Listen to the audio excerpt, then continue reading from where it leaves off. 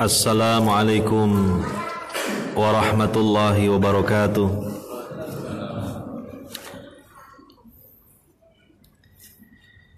Innal hamdalillah nahmaduhu wa nasta'inuhu wa nastaghfiruh wa na'udzu billahi min shururi anfusina wa min sayyiati a'malina. Man yahdillah fala mudhillalah wa man yudlil fala hadiyalah. Ashhadu an la ilaha illallah wahdahu la syarikalah wa ashhadu anna Muhammadan abduhu wa rasuluh sallallahu alaihi wa ala alihi wa sahbihi ajmain. Amma ba'd. Hadirin wal hadirat, para bapak, para ibu, saudara-saudari sekalian yang semoga senantiasa mendapatkan rahmat dan hidayah dari Allah Subhanahu wa taala. Alhamdulillah bahwa kita masih hidup di dunia ini dalam keadaan kita istiqomah di atas hidayah Allah. Kita tetap menjadi hamba Allah yang muslim, bahkan mukmin, dan menjalankan ibadah kepada Allah Subhanahu wa taala. Ini adalah hal yang sangat besar yang merupakan nikmat dari Allah Subhanahu wa taala yang harus kita syukuri di dalam hati kita dan kita ucapkan dengan lisan kita, dan kita wujudkan rasa syukur dengan perilaku dan perbuatan kita. Pada kesempatan malam hari ini enggak bunyi, enggak jelas.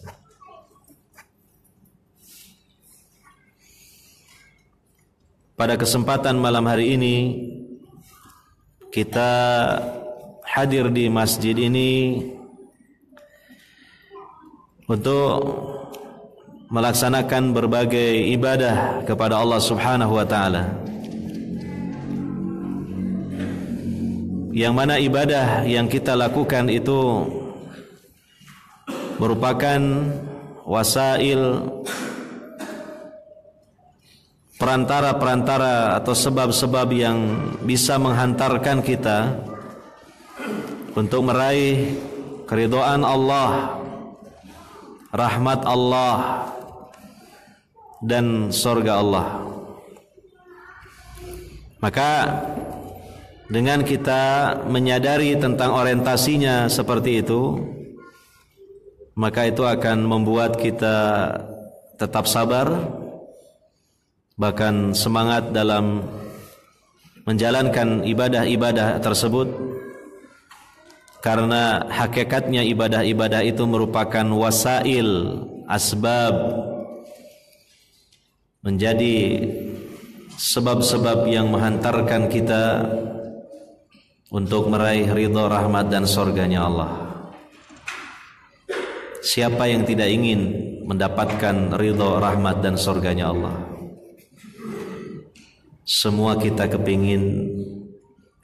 Mendengar namanya saja sudah terpikat hati kita, sudah tertarik hati kita, sudah berkeinginan kuat hati kita. Ridha Allah, rahmat Allah, dan surganya Allah. Hadirin wal hadirat yang dimuliakan oleh Allah Subhanahu wa taala,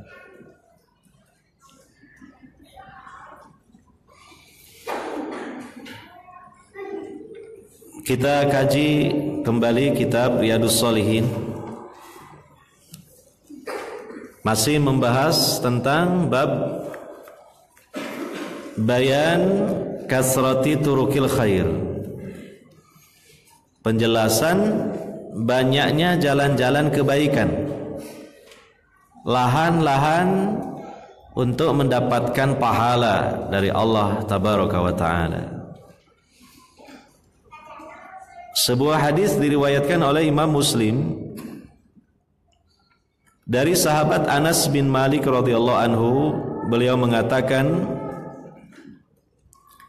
qala Rasulullah sallallahu alaihi wasallam, telah bersabda Rasulullah sallallahu alaihi wasallam, innallaha la yarda 'anil 'abdi, sesungguhnya Allah benar-benar meridai hambanya,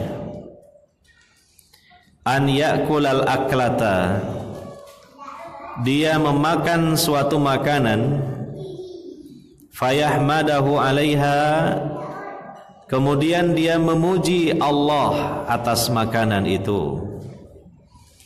Dia mengucapkan hamdalah, alhamdulillah. Au yasrabas surbata, atau dia meminum minuman, fayahmadahu 'alaiha, kemudian dia memuji Allah atas minuman tersebut. Hadis yang singkat, mudah dipahami dan mudah diamalkannya. Setiap kali sehabis kita makan, dan tentu ini yang menjadi koreksi bagi kita dalam mengamalkan hadis ini, kita biasanya mengamalkannya kalau habis makan nasi, entah nasi biasa, nasi kebuli, ataupun nasi goreng. Padahal hadis itu tidak menyebut makanan dalam artian makanan pokok. Hadis itu menyebut makanan secara umum dan mutlak. Ya. An ya'kulal aklata, makanan, pokoknya makanan. Baik makanan itu ringan, sedang maupun berat. Kemudian setelah makan itu dia mengucapkan alhamdulillah. Nah, coba kita koreksi diri kita. Kita sudah sejak lama membaca atau mendengar hadis ini dan mengamalkannya. Tetapi penerapannya biasanya kalau habis makan nasi itu baru mengucapkan alhamdulillah, atau mengucapkan yang doa yang agak panjang lagi, alhamdulillahilladzi at'amani hadza wa razaqanihi min ghairi haulin minni wala quwwah. Padahal dalam hadis ini tidak dikhususkan setelah makan makanan pokok ataupun makanan yang berat. Oleh karenanya mari kita lebih luaskan itu dalam memahami dan menerapkan hadis ini. Intinya kita habis makan, mungkin habis makan kue, habis makan jajan, habis makan kuaci, habis makan kacang.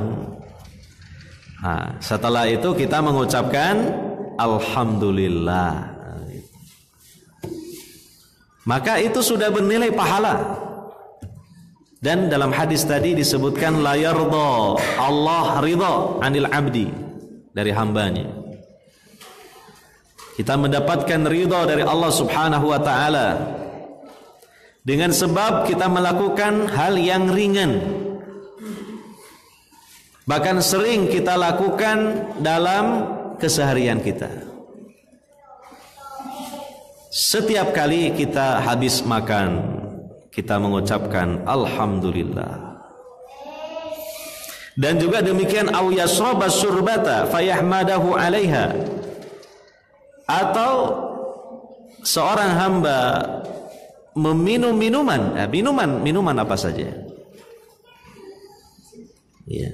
Lalu sehabis meminum minuman itu dia mengucapkan hamdalah, mengucapkan alhamdulillah. Dia dapat pahala dan dia mendapatkan ridha dari Allah Subhanahu wa taala. Mari kita amalkan hadis ini karena mudah. Kalau kita tidak mengamalkannya, mungkin kita lalai. Maka dalam pengajian ini diingatkan kembali. Karena ngaji itu bukan sekedar memberitahukan. Kalau memang sudah tahu, tentu diberitahu itu ya kan sudah tahu. Seolah-olah tidak ada tambahan ilmu. Tetapi permasalahannya, penyakit manusia itu bukan hanya tidak tahu tapi juga ghafil, lalai, lengah, meremehkan sesuatu. Maka mudah-mudahan dengan kita bersama-sama membaca lagi hadis ini, diingatkan kembali untuk mentelateni, bahasa Jawanya, setiap kali kita habis makan apa saja, dan setiap kali kita habis minum apa saja, kita mengucapkan apa? Alhamdulillah. Apalagi kalau kita mengucapkan hamdalahnya itu diiringi dengan ma'rifat yang mendalam akan rububiyah Allah subhanahu wa ta'ala, akan asma dan sifat-sifatnya. Kok bisa dikaitkan dengan rububiyah dan asma dan sifat Allah? Iya, karena sesuatu yang kita makan, sesuatu yang kita minum, kita bisa merasakan kenikmatan dan manfaatnya karena Allah telah menugerahkan dua hal kepada kita. Pertama, adanya makanan yang kita makan dan minuman yang kita minum. Yang kedua, kita bisa makan dan kita bisa minum. Rububiyah Allah subhanahu wa ta'ala, asma dan sifatnya Allah subhanahu wa ta'ala. Ya, coba kita telusuri dan renungkan, karena di dalam Al-Quran kita dipancing oleh Allah untuk merenungkan makanan, minuman. Makanan dari tumbuhan, dari hewan, minuman dari air hujan. Allah menjelaskan proses-proses itu dengan secara ajaib atas kebesaran dan kekuasaan Allah subhanahu wa ta'ala. Dalam surah Al-Waqiah ayat 2, ayat 63, 64 ya. Afara'aitum ma tahrusun a antum tazra'unahu am nahnuz zari'un. Apakah tidak kalian perhatikan apa yang kalian tanam? Kaliankah yang menumbuhkannya ataukah kami yang menumbuhkan? Nah, itu rububiyah. Sekaligus asma dan sifat Allah. Al-Bari, ya, Al-Khaliq, Al-Fatir. Allah yang menciptakan. Al-Muhyi yang menghidupkan. Ya. Dalam ayat disebutkan tadi, coba kita renungkan tanaman-tanaman itu yang menjadi sumber makanan kita yang pertama, itu dari tanam-tanaman. Karena makanan manusia itu berupa nabati dan hewani. Ya. Nah, ujung-ujungnya hewani pun juga bisa hidup karena memakan nabati. Berarti produsen nomor satu, ya, dalam mata rantai kehidupan itu adalah tanaman. Lah, tanaman itu siapa yang menumbuhkan? Apakah para petani yang menumbuhkan ataukah Allah? Ya jelas Allah yang menumbuhkan. Kalau para petani itu hanya bisa menanam saja, kemudian mengairi, merawat, dan kalau nanti tumbuh lalu menghasilkan buah-buahannya, memanen. Allah yang menumbuhkan. Maka ketika kita ini mendapatkan makanan, tafakur, tadabur kita itu begitu mendalam. Maka sangat pantas kita haturkan kepada Allah yang menganugerahkan dan memudahkan bagi kita untuk bisa memakan makanan tersebut. Dengan ucapan sanjungan dan pujian kita mengucapkan alhamdulillah. Ini pahalanya lebih besar lagi dibanding sekedar kalau melaksanakan ini sunnahnya pokoknya habis makan alhamdulillah. Sekedar itu dengan pendalaman tauhid lebih besar pahalanya yang itu. Allah Maha tahu isi hati hambanya dalam beramal, dalam beribadah itu. Ya, ketika memiliki ma'rifat berlandaskan ilmu yang benar dan hikmah yang benar dari hasil tafakur dan tadabur ayat-ayat Allah, maka tentu akan membuahkan nilai pahala yang lebih besar. Makanya para ulama mengatakan makanan yang siap kita santap di hadapan kita itu sudah melewati 100 kenikmatan dari Allah sehingga tersaji di hadapan kita. 100. Bagaimana para petani susah payahnya menanam, ya, butuh waktu kadang berbulan-bulan. Sampai supaya tanaman ini misalnya padi ya, nanti supaya tidak diserang oleh tikus, warang, berbagai upaya dilakukan. Kalau perlu bikin gubuk di pinggir sawah, petaninya pun bermalam di gubuk itu. Barangkali malam hari banyak tikus-tikus yang menyerang. Sampai kadang juga bikin jai langkung itu, orang-orangan gitu kan, mewakili dirinya ketika dirinya tidak hadir di samping sawah itu. Gitu, berbagai cara. Baru masalah menanam dan menjaga merawat tanamannya. Belum yang seterusnya memproses. Dan itu pun banyak kendala dan resiko, mungkin cuaca, ya, dan sebagainya. Jadi kalau kita renungkan secara mendalam, itu semua kemudahan dari Allah Subhanahu wa ta'ala. Demikian juga air yang biasa kita minum, air bening ini.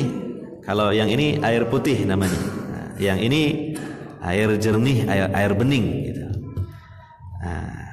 Ini nikmat yang sangat besar dari Allah Subhanahu wa ta'ala. Apalagi sudah dimudahkan dengan dikemas menarik seperti ini. Masya Allah. Berapa tangan sudah menyentuh air ini sehingga tampillah dengan penampilan seelok dan semenarik ini, dengan proses yang lama, ya. Tapi pada hakikatnya adalah itu anugerah dari Allah Subhanahu wa ta'ala dari airnya ini. Tidak ada manusia yang bisa menciptakan air, sekalipun sudah mencapai tingkatan ilmu yang sangat tinggi dan teknologi yang sangat canggih. Tidak ada yang mampu menciptakan setetes air jernih seperti ini. Maka kalau kita bertamu disuguhi sama tuan rumahnya air jernih seperti ini, dan tuan rumahnya mengatakan, mohon maaf Pak, saya suguhi cuma air jernih saja ini. Dia mengatakan air putih saja gitu. Jangan kita remehkan. Itu nikmat dari Allah Subhanahu wa ta'ala. Tuan rumah itu tidak bisa menciptakan meskipun setetes saja dari air jernih itu. Itu karunia dari Allah Subhanahu wa ta'ala. Apalagi dikala kita habis kehausan itu. Sungguh sangat nikmat kita meminum air jernih ini. Maka di dalam Al-Quran kita dipancing untuk merenungkannya. Kadangkala pikiran kita nggak sampai ke sini. Kadangkala merenungkan mineral ini hanya melihat kemasannya, lalu harganya berapa, bagaimana kalau saya jadi agennya gitu. Pikirannya ke situ, lumayan untuk menambah penghasilan, itu kan. Karena sekarang punya program menambah pendapatan apa? Istri. Tapi pendapatannya tulisannya kecil, gitu loh. Kan gitu programnya. Programnya begitu, menambah pendapatan istri. Nah, menambahnya gede tulisannya, istrinya juga gede, pendapatannya kecil gitu. Tulisannya maksudnya. Nah, jadi yang dipikir begitu. Padahal coba perhatikan itu air. Dengan kita tadabbur tafakur merupakan ibadah, bernilai pahala, dan nantinya akan semakin memunculkan bertambahnya mahabbah, rasa cinta kita kepada Allah Subhanahu wa taala, rasa syukur yang tiada terhingga atas segala kebaikan Allah Subhanahu wa taala.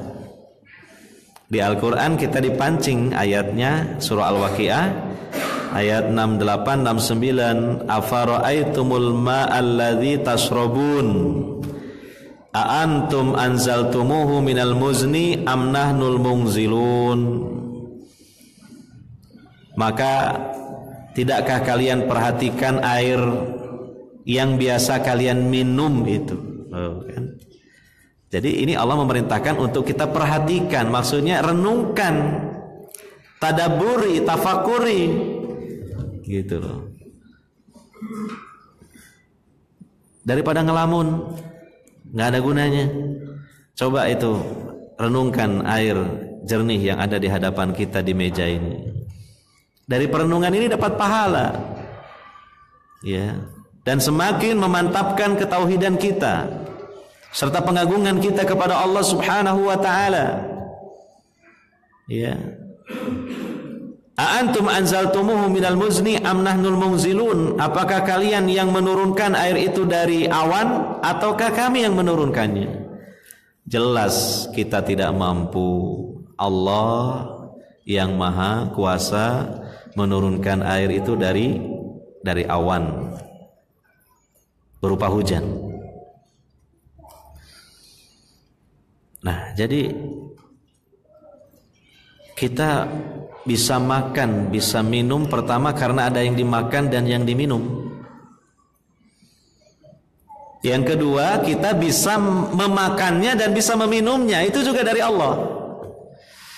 Sebab kadangkala Allah kasih pelajaran juga buat kita, cuma kadangkala tidak kita anggap pelajaran karena kita nggak memikirkannya. Suatu ketika kita dilanda penyakit sariawan yang sangat parah. Bahkan dulu pernah menjangkiti banyak anak-anak kita penyakit apa itu? Singapura itu apa? Sariawan yang parah itu, yang memenuhi mulut itu. Flu Singapura. Udah tahu kenapa itu kok disebut flu Singapura? Apa memang diimpor dari Singapura? Ya. Hanya istilah sajalah. Tapi pada hakikatnya itu sariawan yang sangat parah, memenuhi rongga-rongga dan langit-langit mulut itu. Bahkan lidah juga terkena. Waduh. Itu jangankan buat makan, buat minum saja kesakitan. Ya. Ini kita sekali-kali kena sariawan itu ada hikmahnya. Jangan cuma dikeluhkan saja gitu. Baru sariawan 1-2 gitu ya di mulut. Coba dihidangkan makanan di hadapan kita seenak apapun, kadangkala kita menganggap ini penyiksaan. Dihidangkan sate gulai ya pas akikoh, ya sate gulai, nasinya pun nasi kabuli sama nasi goreng, ya toh dikasih acar. Nah, ini saya husnudon, ada yang nelan ludah kayaknya saya ngomong begini, ya ada yang nelan ludah, ya bayangkan gitu. Oh, ayo. Apalagi yang belum makan sore ini. Nah itu. Oh, lihat teman-temannya yang sehat itu makan begitu enaknya. Tapi bagi dia yang sedang terkena sariawan, sempat bimbang, sempat dilematis. Waduh. Ya bahasanya begitu. Mau makan apa enggak ini? Soalnya apa? minum aja kena sariawannya itu terasa sakit, apalagi makan itu tuh yang mengandung minyak-minyak begitu, lemak-lemak begitu, aduh, penyiksaan ini kadang. Nah, ini pelajaran dari Allah Subhanahu wa taala. Baru sakit yang ringan lah sariawan, belum lagi sakit lain mungkin yang lebih parah lagi, yang mengganggu kita untuk mencerna makanan ya. Itu adalah nikmat dari Allah ketika kita sehat dan kita bisa makan. Iya. Nah, maka adanya makanan dan kita bisa memakannya, dua kenikmatan yang luar biasa. Kalau kita renungkan, yang kedua-duanya itu dari Allah Subhanahu wa taala. Minum juga demikian. Ya. Maka sepantasnya seorang hamba meresponnya dengan ucapan zikir dengan lisannya dan hatinya yang menunjukkan kesyukuran atas kebaikan dan anugerah dari Allah Subhanahu wa taala. Dia mengucapkan alhamdulillah sehabis makan, sehabis minum. Coba ini semoga menjadi ilmu yang bermanfaat dan jangan lupa ya. Artinya kita ini dalam sehari semalam berapa kali makan makanan, berapa kali minum minuman, ya kan? Nah, sebanyak itu kita selalu mengamalkan dengan mengucapkan hamdalah sehabis makan dan minum, sudah berapa besar pahalanya dari Allah Subhanahu wa taala. Dan itu salah satu bentuk syukur kita kepada Allah taala. Padahal Allah menjanjikan la in syakartum la azidannakum. Jika kalian bersyukur atas nikmat-nikmatku, niscaya aku akan tambahkan untuk kalian nikmat-nikmatku itu. Ya. Ini kan namanya turukul khair, ya. Jalan-jalan kebaikan yang sederhana. Dalam perkara yang secara asalnya itu merupakan perkara adiyah, perkara adat, perilaku keseharian, makan, minum. Tetapi kalau diiringi dengan sunnah Nabi SAW dalam melakukannya, maka kita akan bejibun istilahnya. Bejibun menuai banyak pahala dari Allah Subhanahu wa taala. Iya. Wah, kalau gitu Pak Ustadz, saya harus banyak makan aja lah supaya nanti sering-sering mengucapkan alhamdulillah. Ya, perhatikan, mengamalkan satu sunnah itu jangan menenggor sunnah yang lain. Artinya sunnah yang lain itu kan jangan israf gitu. Itu sunnah yang lain. Kita harus melaksanakan sunnah itu semaksimal mungkin proporsional gitu. Satu sisi banyak makan juga nanti kita banyak mengucapkan hamdalah, sisi yang lain kita jatuh dalam israf. Padahal Allah mengatakan innallaha la yuhibbul musrifin. Allah tidak menyukai orang-orang yang berlebih-lebihan. Sudah wareg diwaregno kewaregen sampai mau muntah. Nah, itu. Ya, seperti itu keseimbangannya. Dan masalah adab makan minum mungkin kita sudah pernah mempelajari ya. Seperti riwayat ketika Nabi SAW makan bersama para sahabat, dan di situ ada anak tirinya Nabi yang bernama Umar bin Abi Salamah. Jadi putra dari Ummu Salamah.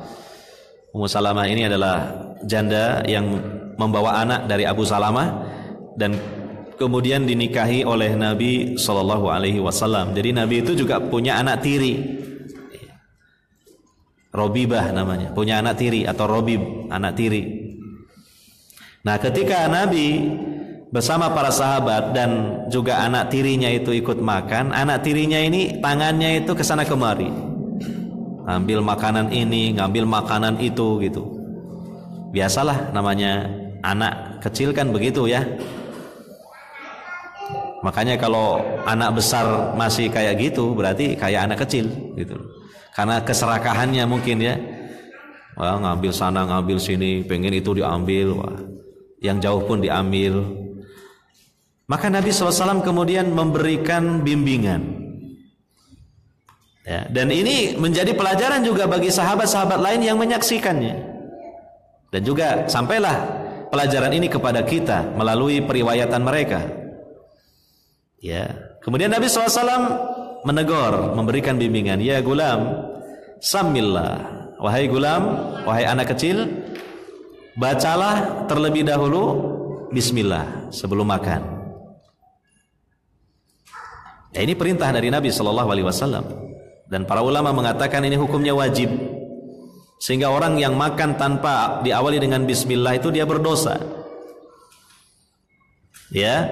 Dan diantara illah atau juga akibat dari tidak membaca bismillah sebelum makan, maka syaitan ya'kulu ma'ahu, setan makan bersamanya.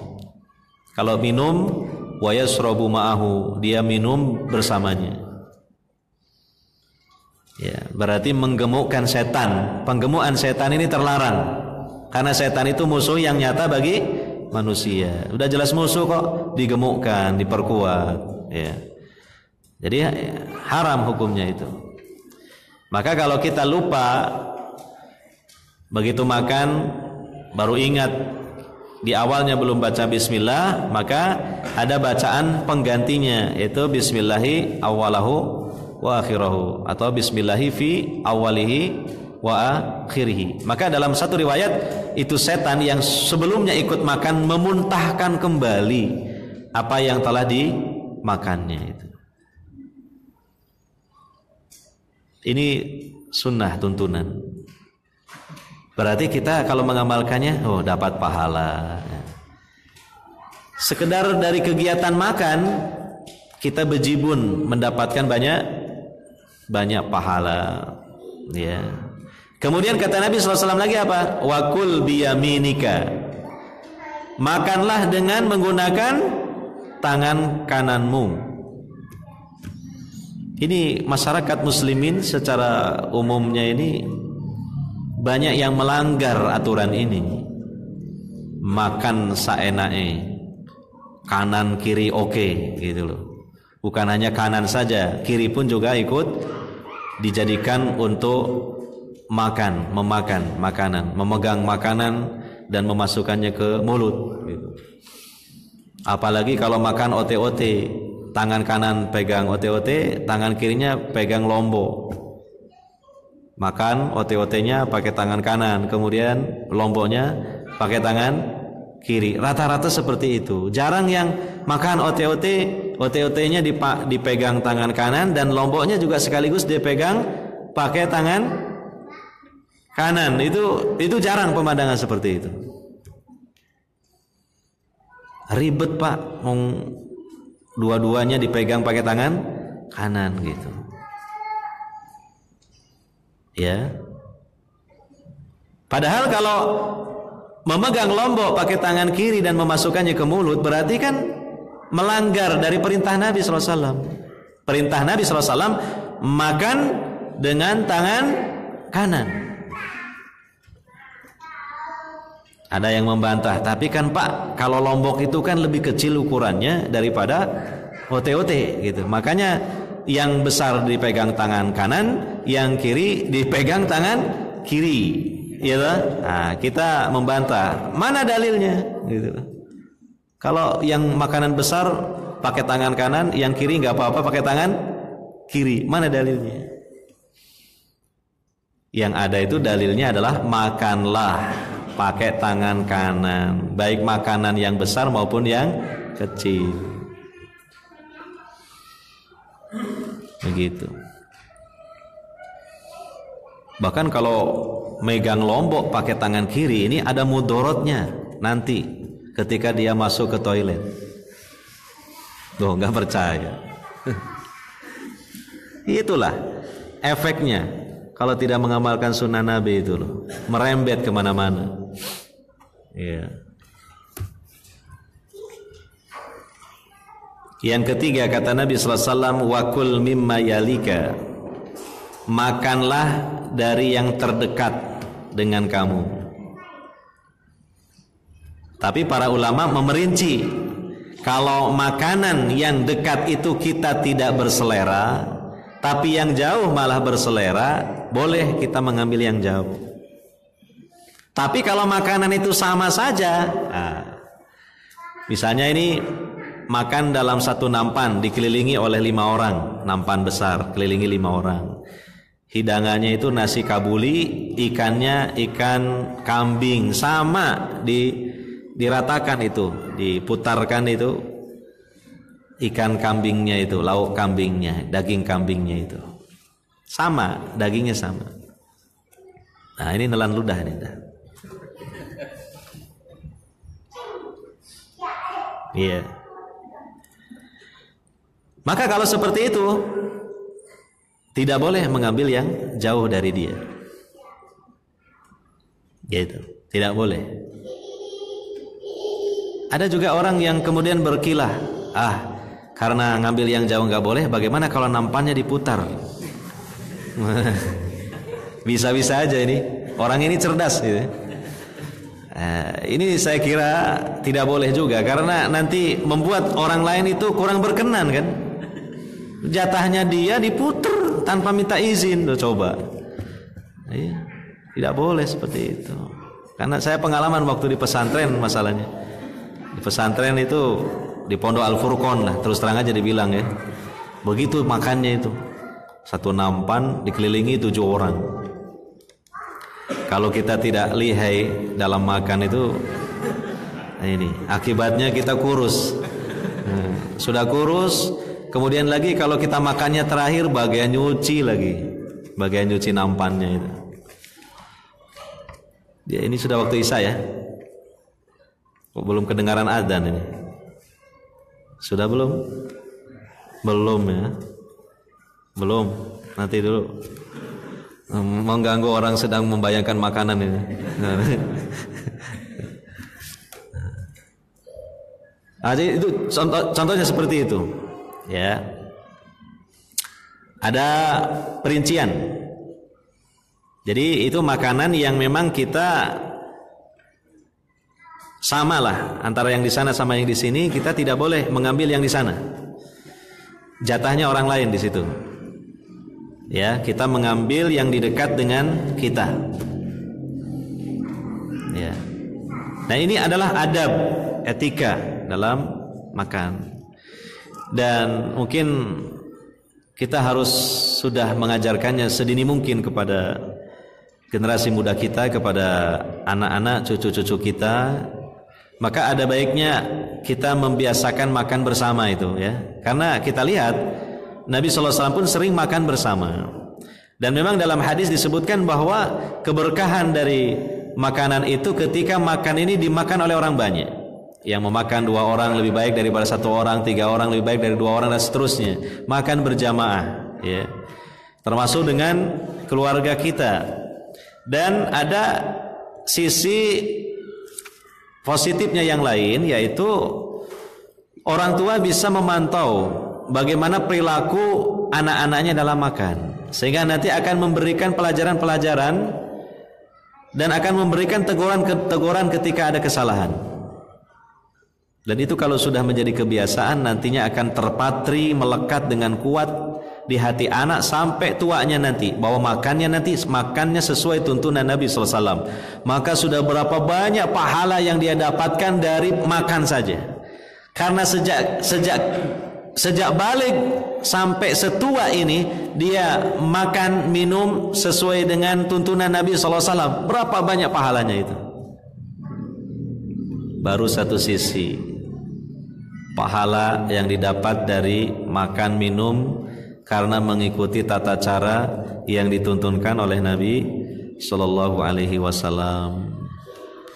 Itu termasuk dari turuk al khair, jalan-jalan kebajikan yang bernilai pahala.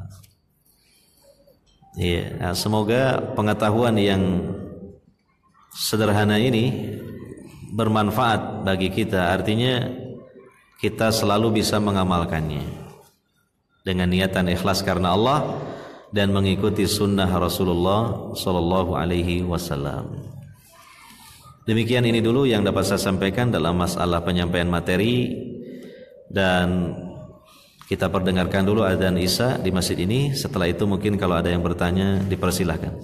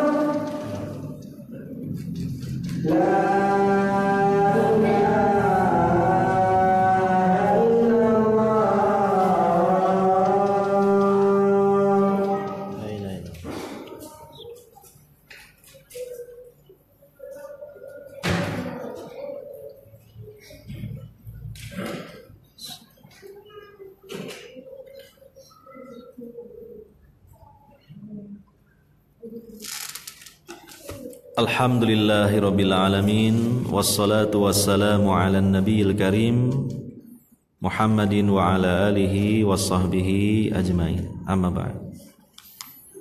Dari pembacaan satu hadis tadi ya kita bisa memahaminya ya, bahwa disunahkan setiap kali selesai makan dan minum mengucapkan hamdalah. Dan para ulama menjelaskan bahwa al-aklah itu kan ikut wazan isim marrah ya. Artinya sekali makan. Maksudnya makan sampai selesai baru mengucapkan hamdalah. Bukan setiap kali puluhan. Satu puluhan dikunyah kemudian alhamdulillah ngambil lagi puluhan. Walaupun ini ada ulama yang mengamalkan seperti ini. Di antaranya Imam Ahmad bin Hambal. Ya, luar biasa gitu. Tetapi yang lebih kuat kesimpulannya adalah kalau kita melihat kepada teks dari hadisnya itu adalah selesai makan ya. Jadi misalnya kalau kita makan beberapa biji kurma, katakan 3 biji kurma ya, nanti mengucapkan hamdalahnya itu setelah 3 kurma habis kita makan. Bukan 1 biji dimakan alhamdulillah, ngambil lagi bismillah, makan alhamdulillah. Nah, Bukan begitu. Jadi selesainya fintihaihi, jadi di ujungnya, di akhir dari sekali proses makan dan sekali proses minum, kita ucapkan hamdalah, begitu. Barangkali ada yang mau bertanya, silakan.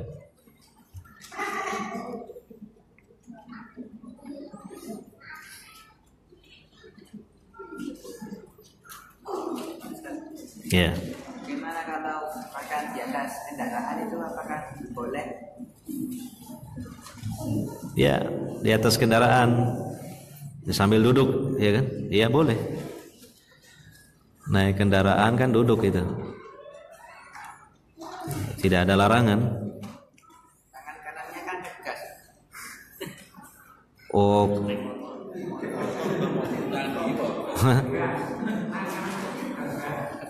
Itu kalau jadi supir.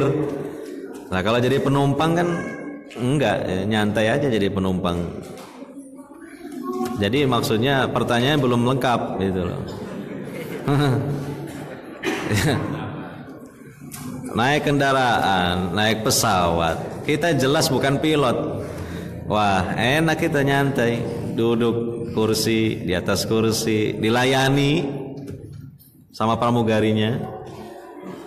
Ada AC, nyantai.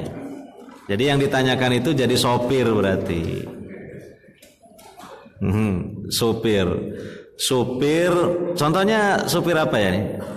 Mobil ya. Karena sopir itu macam-macam. Ada sopir kereta api. Sopir kereta api itu nggak selalu megang setir. Sopir kapal laut itu nggak harus selalu memegang Iya, istilahnya apa toh Pak, masuk kemudi. Ya lali lah. Kan macam-macam kendaraan itu.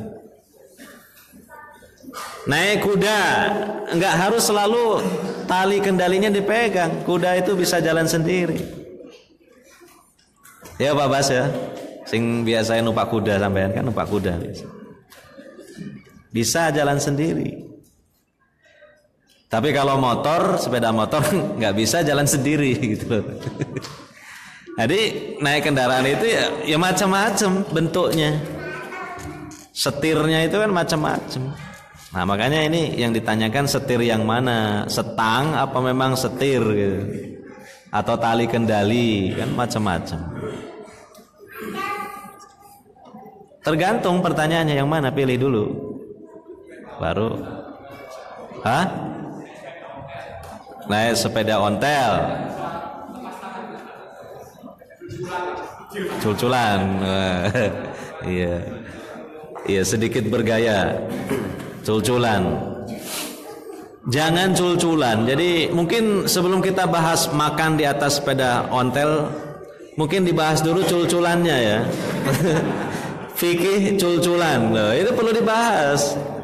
Karena mesti ada hukumnya dengan kias misalnya ya, dengan hadis-hadis yang umum tapi mencakup kepada persoalan itu. Nah itu cul-culan itu nggak boleh karena Nabi mengatakan la dororo wala diror, ya tidak boleh memudorotkan diri sendiri dan orang lain. Nah cul-culan ini masuk dua-duanya. Memudorotkan diri sendiri iya. Bagaimana cul-culan?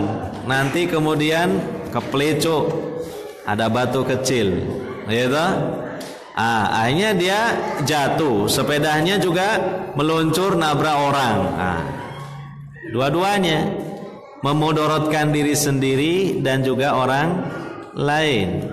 Cul-culan, kemudian jatuh. Ada mobil dari arah yang berlawanan. Loh coba, dia juga ketabrak, supir yang nabrak juga nanti beresiko. Mungkin dia tiba-tiba menghindarkan secara tiba-tiba hanya nabrak pohon. Jadi cul-culan sendiri nggak boleh. Itu berbahaya, itu mudorot. Iya toh. Yang agak susah itu membahas naik sepeda ontel, setirnya dipegang tangan kiri, terus sambil makan. Dibilang duduk juga kok kakinya kayal-kayal, kayak jalan gitu loh. Dibilang jalan juga yo pantatnya yo ditaruh di atas sadel, lah itu loh. Jadi untuk bisa memutuskan hukumnya ini juga perlu diteliti dulu itu. Iya toh. Ini kategorinya naik sepeda ontel ini berjalan apa duduk, agak bingung saya juga ini, belum bisa jawab ini. Iya toh. Nah kalau bingung, mending ditinggalkanlah, sehingga berhenti saja dulu di bawah pohon, kemudian dia makanlah gitu. Iya toh, kan selesai masalah. Ya, daripada bingung, subhat misalnya, ini pakai tangan kanan juga makannya, karena tangan kirinya pegang setir, setang, sambil duduk, kakinya kayal-kayal. Iya toh. Khawatirnya itu dianggap makan sambil berjalan. Tapi dibilang berjalan juga nggak persis berjalan, karena pantatnya ditaruh di atas sadel. Nah coba, bingung. Daripada bingung, coba sementara ya sudah, berhenti saja, apa sih susahnya? Gitu. Da ma yaribuka ila ma la yaribuk. Tinggalkan sesuatu yang meragukan menuju kepada sesuatu yang tidak meragukan. Nah sekarang yang ditanyakan model yang mana ini? Supir bis, trailer.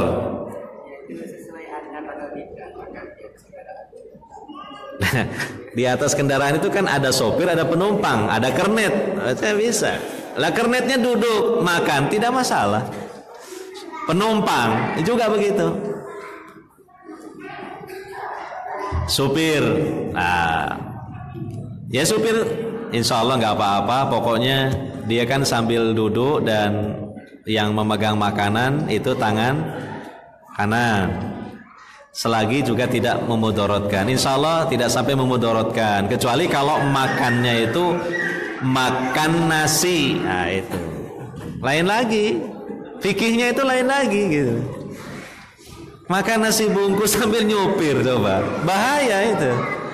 Beda dengan makan roti gitu atau ote-ote. Ya.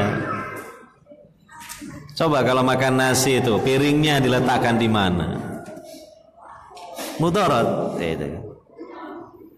Jadi fikih-fikih begitu itu ya tinjauannya dari berbagai sisi lah. Bukan sekedar makannya saja.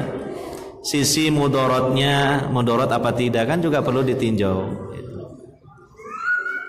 Apalagi dia sendiri supir, di belakangnya banyak orang, nyawa orang gitu loh. Dia itu bertanggung jawab itu di hadapan Allah jadi supir itu. Yes. Apakah nanti itu penumpangnya celaka? Ya disebabkan dia itu seperti apa? Memang kelalaian dia atau dia meremeh-remehkan dan sebagainya, itu kan juga tidak mudah. Iya. Jadi pada asalnya gambarannya selagi dia makan pakai tangan kanan, kemudian baca bismillah dan tidak memodoroti dia dan orang lain, ya boleh hukumnya tuh. Karena mungkin dia juga sudah sangat lapar, kalau mau berhenti juga kesusahan misalnya, karena dia mengejar waktu dan para penumpang juga khawatir terlambat kan. Situasi itu macam-macam.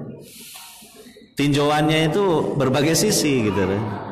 Ya sudahlah, ya boleh-boleh saja lah dia makan di atas kendaraan sambil nyupir. Itu pun mungkin sebentar-bentar kan dia makan, nanti pegang lagi pakai dua tangannya kan bisa. Itu masalah teknis kan bisa diatur gitu. Nah kalau memang nanti jenengan antum ini bingung gimana teknisnya, tanya aja sama bapaknya itu, pengalaman itu. Gitu. Teknis kan, pertanyaan masalah teknis saja kok. Bagaimana makan ketika nyupir pak? Nah, bisa kok diatur gitu. Tidak terus-terusan pegang makanan ya, makan pegang lagi setirnya, makan pegang setir lagi, bisa. Iya. Ya begitulah jawabannya. Wallahu alam. Ya. Penggunaan rangkaian kata mendewakan akal atau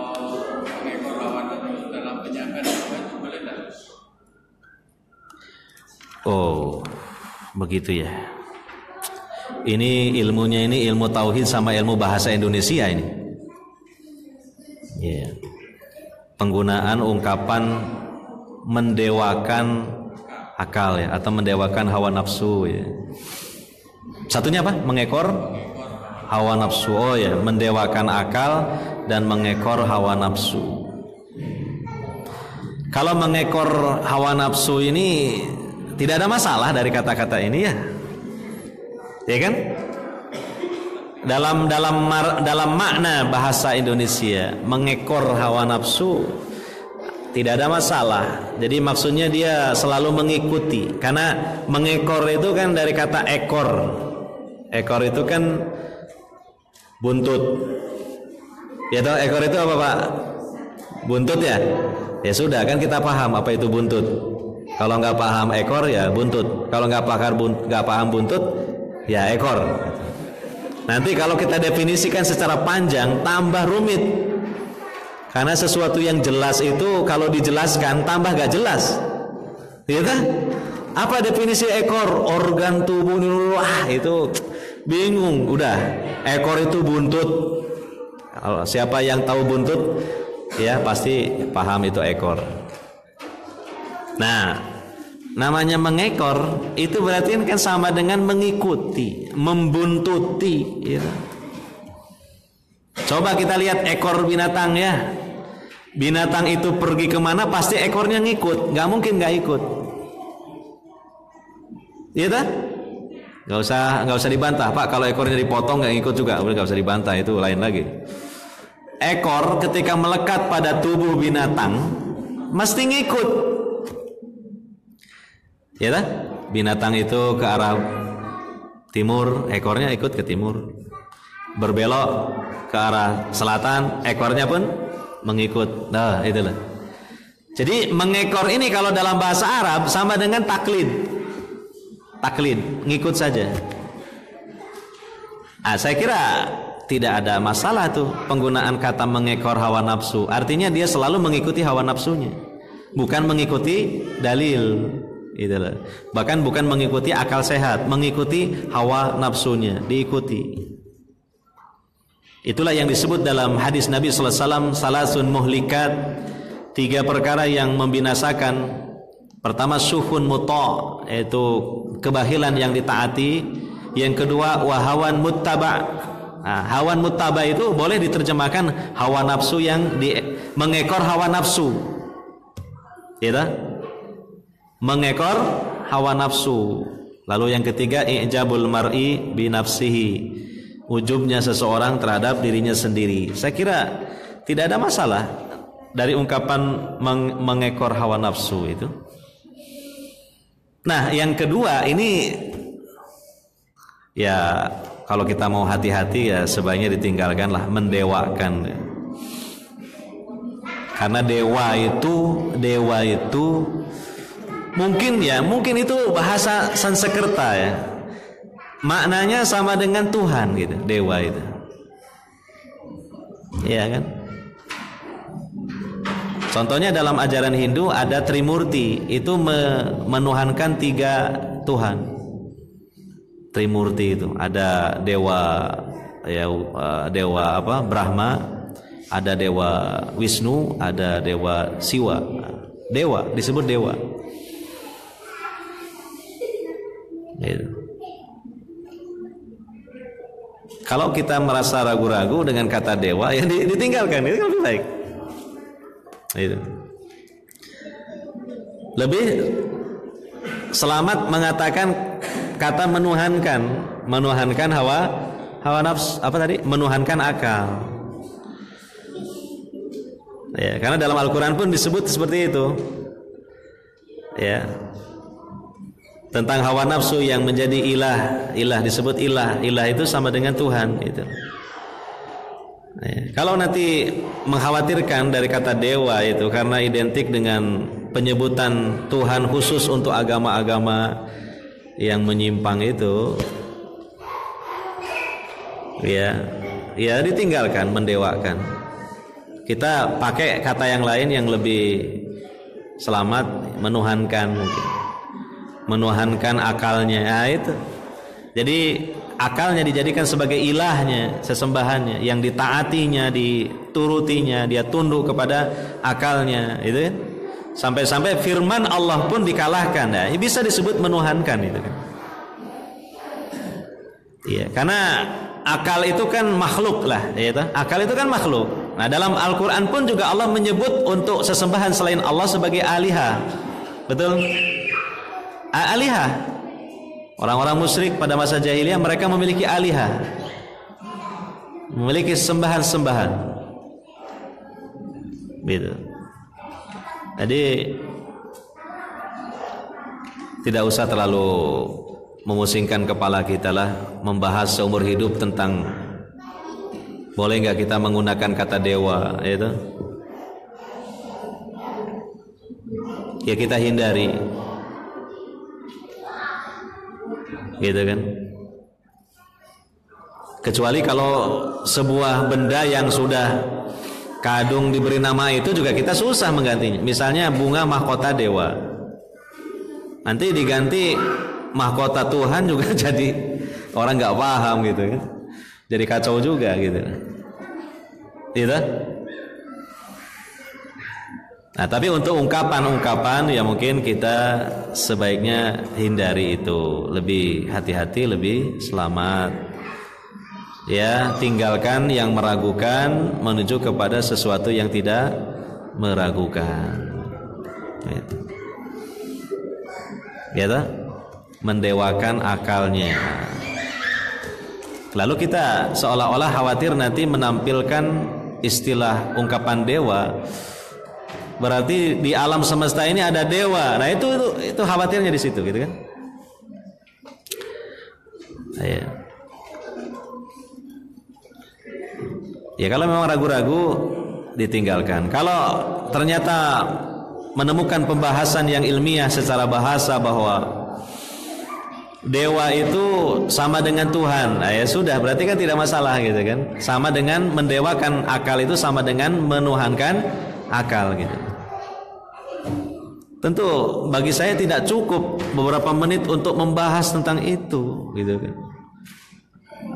Kira-kira dewa ini apa, gitu kan? Adakah nanti dikhawatirkan dipersepsikan adanya Tuhan yang juga diakui sebagaimana Allah misalnya, lalu disebut dewa. Nah, khawatir seperti itu misalnya, gitu. Atau setelah dibahas dengan berbagai argumentasi, orang kan banyak memiliki argumentasi kan, bahwa dewa itu hanya nama lain dari Tuhan, Pak, itu. Atau dalam bahasa Inggris sama dengan God, gitu loh, ya, God, gitu, ya. Dan itu dalam terjemahan bahasa kita sama dengan Tuhan. Ya, kalau dalam bahasa Arab sama dengan ilah misalnya, ya. Semua kembali kepada argumentasi masing-masing kalau begitu kan, karena kita belum membahasnya. Toh itu istilah yang tentu tidak mungkin kita bahas dalam Quran dan hadis karena nggak ada. Itu kan bahasa daerah tertentu, ya, di negara kita lah, di daerah kita. Cuma kesimpulannya, kalau kita belum melakukan pembahasan yang mendalam sehingga statusnya ini meragukan, lah kita kan punya dalil, tinggalkan yang meragukan, gitu, menuju kepada yang tidak meragukan. Daripada mengatakan mendewakan akal, mending menuhankan akal, kan gitu, gitu loh. Ya, demikian, wallahu a'lam bishawab. Saya kira cukup sampai di sinilah. Kita akhiri dengan doa subhanakallahumma wa bihamdika asyhadu an la ilaha illa anta astaghfiruka wa atubu ilaik.